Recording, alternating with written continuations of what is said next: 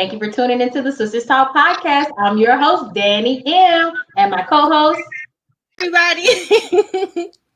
And today we have special guest, Simone. How are you Hi. doing, Simone? I'm doing well. I'm doing well on this Sunday afternoon. Doing really well. All right. So behind the scenes, guys, I asked Simone if it was snowing there because I heard it's snowing in North Texas. Houston didn't get any of that. Aisya, is it snowing in your area?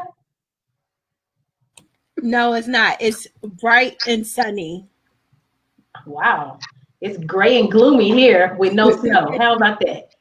That's how it goes. So today we're going to talk about stepping into 50 plus like a boss. And we want special guest Simone to introduce who she is and tell us where you're from. My name is Simone Higginbotham. I am a native and a resident of Baton Rouge, Louisiana. I've been here all of my life. Never lived anywhere else but here. And I'm an entrepreneur. I am a speaker. I'm a published author. I'm a community advocate. I wear many hats. Anywhere that I can be of an assistance to connect businesses, small businesses, and organizations with the community, you'll more than likely find me. Nice. So I read information about your magazine, Rebirth magazine. Could you tell us a little bit about that? Oh my God. I started Rebirth back in March of 2013.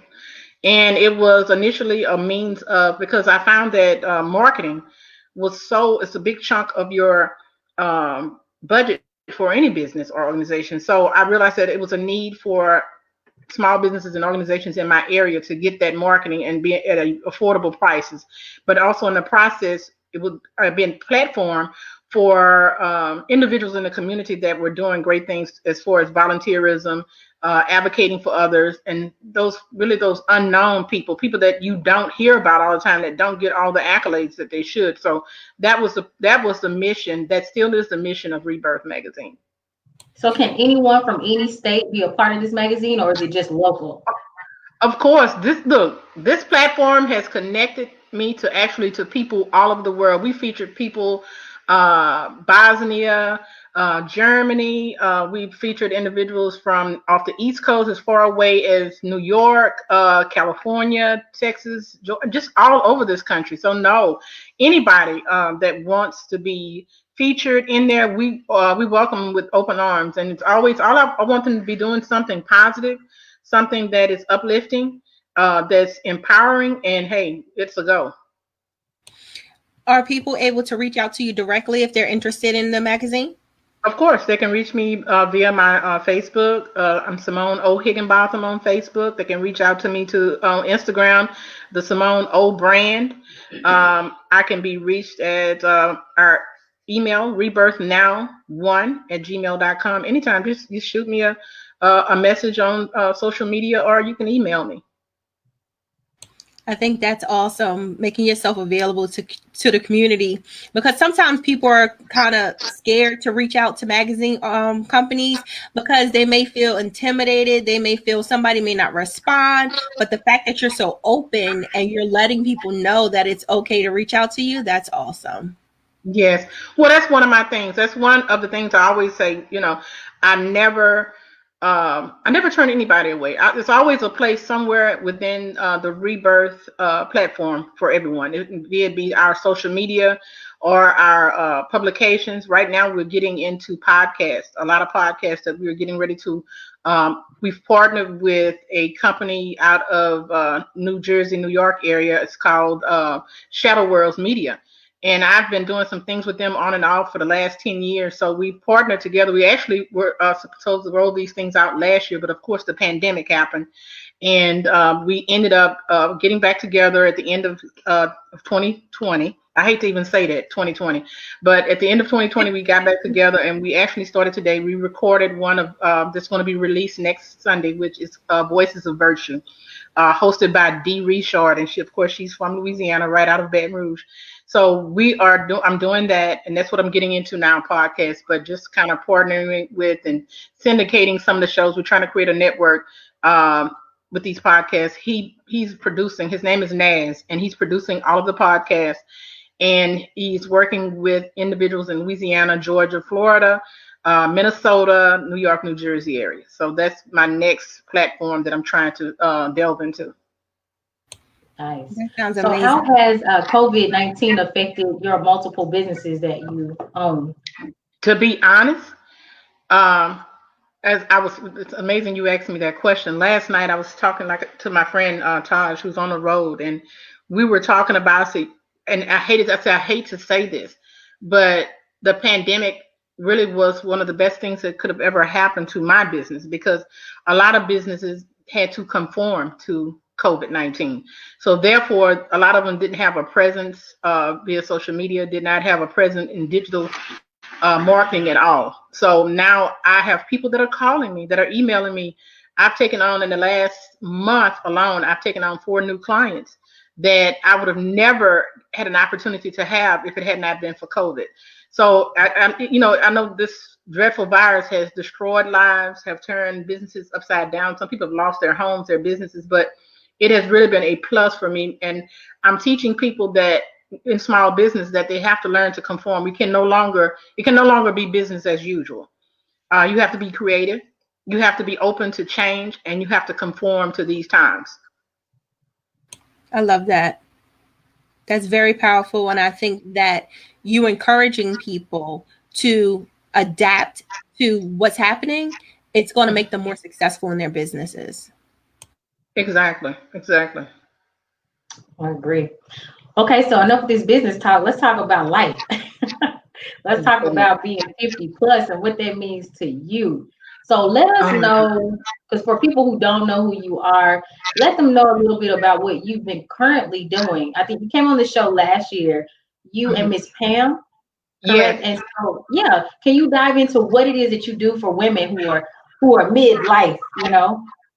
Well, as you know, Pam and I, we talk every night, every day we speak, and there's another Pam, so it's always me and the 2 Pams, and they both crossed over into their 50s. They're a little bit ahead of me. Pam is 2 years older, and the other Pam is 3 years older. The Pam that you've met is 2 years older, but we all 3 of us our lives are very similar. And by the time, as we discussed with you last time, when you get to this point, this place in life, most of us are either we are caring for our aging parents, or we've lost our parents, or we're in the midst of losing parents. We are divorcing, or maybe we're getting married again, or our children have left home, maybe going back to school, changing careers. It's just a whole lot. And people don't look at it like that. Well, most times when women are at the beginning of their lives, they got all this going on, but they have to realize when you're in your 40s, we're shifting onto a new path, a new journey. And we are Phoenix and Company is doing well. We're actually getting ready to add some our own products to that line. We'll be updating our website and doing some things with that. And hopefully, if COVID with the vaccine and maybe with things will get a little bit better, where we can start doing some actual face-to-face events, we'll start doing things with women that are in our age group, especially women of color. But what we want to uplift women to let them know that this is not the end. A lot of I grew up with my grandmother and my mother in their generations. They dreaded being change of life, and I welcome it, to be honest. I welcome all of this change because I'm looking at it. This is the second half of my life, and I can take what I've learned in the first half of my life and put it in place in the B side of my life, and I'm going to live my best life. Things that I wouldn't normally do when you have children. I can't do that. I have children, or I can't go there because I have children. I have absolutely nothing to hold me back. I lost my mom a little over 5 years ago. My daughter's an adult, has a husband and her own child. And I found myself, Pam and I both, Pam lost her husband 5 years ago. And here, since I've spoken with you, the other Pam, about a month ago, we buried her husband. She lost her husband to COVID. Wow. So we all have experienced loss, and this has been the most this has been a really trying time for all of us because we spend so much time together. We travel together, we do things together, and all of us now we have that empty nest thing going on. We're all grandmothers, and we're just trying to find a what's the word, a vehicle, which I want to use this vehicle, a movement of women that are 40 plus, 40 and up, really, because the change starts at 40. Because most times, like I said, we are at a beginning of the second part of our lives, and you hit 40. And I don't want women to no longer to believe that life is over at this age, because you're just beginning to live. We're beginning to live a sense of freedom, if that's what, if you can think of it that way, a sense of freedom. We're living our second part, our best part of life. We're experiencing new experiences, and those are my intentions, to experience new experience. It's always better to experience it with people that are actually in the same place that you are. So that's why we have such a camaraderie. Pam, myself, and the two Pams. But we want to, and the two Pams. I always have to say that. And we do that. We have so much fun, and life doesn't end at this age. It's the beginning. So what advice would you give to women who are in their transition period? Embrace transitioning. It. Yeah. Embrace it. Don't fight it. Embrace it. Everything's beginning to change. And the first thing I noticed about, and I'm gonna tell you how sad I am, and I fought it. You see, I'm wearing glasses. My vision began to change when around maybe 41, 42, somewhere around there. And I fought this. I did not want glasses. So I went I had to go in the end a few months ago and get glasses because I couldn't see anything. But in my head, I guess I thought, if I go get these glasses, that means that I've gotten old. I saw myself turn into my mother. And I said, I'm getting old. And I used to hear her, say things, and I just think, it can't be that bad. And sometimes I'll post every now and then. And the second thing that happens to you, your knees start to hurt. And I always tell people, when you turn 40, the first thing that happens is your check knee light comes on. It's like when you pay for a car, the first thing that happens, that check engine light comes on. The minute you pay for that car, you start having a problem. So the minute that my child is gone, nobody to take care of but myself, and then this starts to happen to me. But embrace it. I had to break down. I went and got the glasses. I said, you know what, this is not so bad. And I accepted that. And now you hear your knees crackling and like snap, crackle, and pop, and but you push through. My knees crackle and pop right now. Me too. And look, I know I got some years on y'all, so I don't know what to say about y'all when y'all get to my age. Snap, crackle, we were born this way. That's what I'm trying to say. Yeah. So I don't know what to say to y'all, but embrace. That's my biggest thing that I can say for women that are transitioning. Embrace it. Don't fight it. The more you fight it, the harder it's going to be. Just embrace it. And always, embrace it with others. Don't go through it alone. Everything is not ice cream and cake with this transition. But when you are doing this transition with people that you love and care for, your friends, you have a friendship, then it makes it easier. We laugh at ourselves, and that's the biggest thing. If you can laugh at yourself, I find myself laughing. I say, if somebody could hear me or see me in this house, how I'm laughing at myself, they say that woman is insane. But you have to laugh. I laugh through it, because if I stop to think about, of course, I'm not the person I was 25 years ago. I'm not. And I hear people say age is just a number. I'm not going to say that. That's a lie, because it is more than a number. You change. You physically change. You're not who you are. You're not who you are physically 25 years ago. You're not who you were emotionally or mentally. But I will say this, that the mental and emotional part should be on a different level than when I was, and it is when I was 25 years. I'm not going to go for what I went for at 25. There's no way in the world.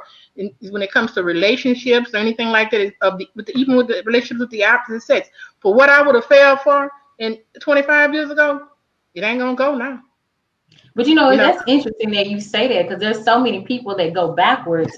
Whenever they cross that line of 50, they start getting tattoos. They start going out to clubs. Hey, Jeff Strange, thanks for tuning into the Sisters Talk podcast. They get out there, they start dyeing their hair, they cut their hair, they want a new look. What would you say about that? I mean, they're transforming. Wait. My daughter is in here with me. And she said, oh, yeah, you did that, Mama. You went insane at 40. When I turned 40, I went through that too. We all go through that. I didn't go to the extreme. I didn't club or anything like that, but I got a tattoo. And I remember getting the tattoo at 40. And when I showed it to my mother, she looked at me. She said, you have absolutely lost your mind. She said, what in the world? And it's actually a tattoo with my grandmother's name, with angel wings. And she said, I said, well, it's your mother's name. She said, I don't care if it was my name. She said, I know you've lost your mind. And then the next thing I did, I went and I wear my hair natural. When I turned 40, I went in and I cut my own hair. I cut every bit of it off. I went in the bathroom and cut it off. And when I came out, she looked at me. She said, I'm going to get you some help. Something why in the world? Nothing's wrong. Nothing's wrong. You just want to change. I love that you said that. I love that because, you know, the transition can start before you realize it. I just literally chopped all of my hair off. My hair used to be down my back when it was straight. But, you know, sometimes you're moving into a season that you're not sure of and you're just trying to figure it out. And that's so what I said that. Yeah. I cut my hair and she said, you have absolutely, something has happened to you. But what I wanted her to understand was it was just like I felt like it's like an overwhelming need for change. Yes. For change. And I needed that change. And I cut my hair, got the tattoo. I didn't do the clubbing. But people could not believe that I had, you know, and during that time, 10 years ago, the natural hair thing was not accepted like it's accepted now. And that was the worst thing in the world. My great aunt, who's now 95 years old, and I used to catch her looking at me, you know, as you know, African-American, you know how African-American men are about long hair and hair. So people of her age and her generation, I would catch her looking at me like, this woman has lost. And then I remember my mother saying, people are out here buying hair. And you cut yours off. She said, I just can't believe it. They got people buying it, trying to get what you had, and you cut your hair off. And I told her, I said, well, I just needed I had a need for change. And up to that point in life, I had always conformed to what everybody else wanted or what everybody else needed. I had been married for 10 years. I divorced in 2003. And I went back to school. I did everything. My whole life was my child. You know, the dance lessons and all the meetings and the softball games. And, you know, I had been that mother. And that was just my way, I think, of rebelling. And see, I had never been a rebeller anyway. I never went through I missed that stage of my life. And I think that's just my means of my way of rebelling. Even though I was 40 years old, I had missed doing it at 16, 17, 18, that age, you know, that age group when they start to rebel against parents. I never was that type of child or that type of young person. So I think I was trying to relive some of the things that I felt like I had missed out on. But we all do that. And I did that. And but some people do it a little later. You know, men, most times they go get a car that they look like a fool driving. They do. That's why I asked that question. You know? Yeah. And I noticed, let me tell you something I noticed a lot, and to each his own. I'm not downing anyone for doing it, but I notice a lot of women in my age group, they're going and they're getting all this body contouring and having these surgeries. And, you know, if you do that to make yourself feel better about yourself, that's fine. But do it for you, but don't do it for any other reason. I see a lot of them are doing it because they're trying to beat the clock. You can't beat the clock. You can't change the fact that you're 40 or 45 or 50. There's nothing that you can possibly do that's going to take those birthdays away because they're still there. They're not going anywhere. They're there, and it's life. When you went through your transition, did you feel a sense of freedom, as in like you can truly be authentically who you are now, and you don't have to conform to what everyone else believes you should be? Now I've always been a little different. With my cousins and my first cousins that are all in the same little age group together. Within months, we'll all be turning 50. And they thought I was insane too. But I've always been a person, I didn't care really what people thought. I always wore my hair different. I always dressed differently. I've never been the type of girl that I'm not a makeup person. I'm not a makeup person. I'm not a big hair person. So that natural hair thing just fell right into what I wanted. Because I hated going to the salon, sitting under the hairdryer for hours and hours. I hated it. So this natural hair phenomenon, when it came along, I mean, I embraced it. So I've never been really afraid to be who I am and to see. I tell people all the time, what you see is what you get. Either you're gonna like me or you're not gonna like me. I don't believe in being somebody that I'm not. I am who I am. I love being who I am, and it's no other Simone, Anya, Higginbotham. I don't care where you go, you're not gonna find me. so that's where a lot of people make their mistake. They're not okay with who they are. But I felt a sense of freedom because not so much freedom to be who I was, but I was able to do it because I wanted to do it. I didn't have to wait to do it because I can't do this because my daughter Mariah, I can't do this because she's in school, or I can't do this because of a job. They won't allow, they're going to look at you differently if you wear your hair like this. Or, people now still to this point are having problems with wearing dreads to school. It still is an issue with our hair, with the way that we choose to wear our hair. So I wanted to almost, it was a rebellion, but it freed me to be who I probably have always been. And it kind of propelled me to who I am today. And I've gotten to, people always say, well, you're so strong. It's not that I'm so strong. It's that I'm able to, I guess I'm comfortable with who I am. It's not showing up, but I'm comfortable with who I am. I don't have a problem being who I am. I don't feel like I have to impress anybody. I don't have to impress anybody. I'm not in competition with anybody but myself. The only person that I'm in competition with is me. Yes, I love that. Yeah. So I don't feel like I'm, I have to be a certain way or I have to look a certain way. And they said, well, we're not strong. One of my cousins said, I wish I could be like you. I said, be who you are. Well, I'm not strong like you. I said, you are strong. Everybody's strength is different. My strength is different from yours. I said, believe it or not, you're probably stronger in some areas than what I am. We all have our strengths and weakness, but when we identify them, then we can use whatever that weakness is. It's something that we can use to uplift and empower ourselves. And along the way, you empower other people.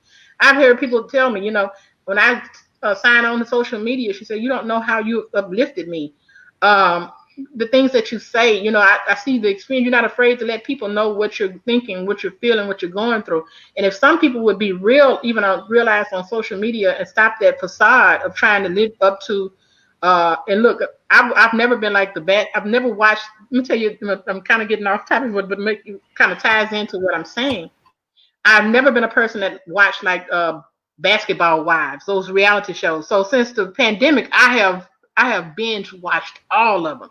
And I come to the realization, I say, that's why these people are acting like this. That's why so many women that I see, here in Baton Rouge and other places, they're trying to live life like they're one of the Basketball Wives. They're living out these you're not on a reality show, you're in real life. So I see that. So I'm not trying to be Nene Leakes or whoever, Shani O'Neal and Evelyn and all these other people that I'm just becoming familiar with because I never watched it. So I'm amazed at how these people are trying to replicate these people and be these people. Live your own life. Live your own life and who you are on social media. Sometimes, you never know who you touch. And that's why so many people try to live a certain way because they figure, that Simone, she's living like that. No, Simone is what you see is what you get. I'm not trying to be somebody, nobody else but me. And I'm not trying to, that a lot of people have a problem with that. They have a problem with you being real. We know that. And anybody we do it ourselves, trust me. I think that's among women in general. Whenever you encounter a woman that's assertive and actually knows who she is, no matter what age she is, you're going to run into issues with other people who don't quite know who they are. That's just life. And believe it or not, I find that women are my age, and when I say anybody from 40 to up to 50 in my age bracket, they're worse than women that are in their 20s and 30s. The women in our age group are so judgmental. I don't know if it's because of the time that we grew up in. I find that my daughter's generation, which is she's a millennial, millennials are so open, they don't judge each other. Anything goes, but now I guess because of, I think I'm Generation X. I think that's what I am. You're Gen X. Yeah. And Gen X, they're so judgmental. They judge people. I don't judge people. I see people. I don't see whatever their shortcomings are or whatever their issues are. I don't judge them. If I can't help them, I'm certainly not going to hurt them by, downgrading them or talking about them or not. I'm going to help you. Anybody that comes to me, I'm going to help them. If I can't help them, I'll find somebody else. And, like I said, it goes back to those life lessons that my mother taught me. She taught my brother. She taught my brother's son and my daughter. If you can't help a person, you certainly don't hurt them. And she always said, be humble. I am humble and I have faith. I don't allow people in my space that are negative. And I find that people in my age group are the biggest, the most negative individuals you ever want to come across. And then they try to cover it, have a covering of it, and you get into the meat of it. They're being negative.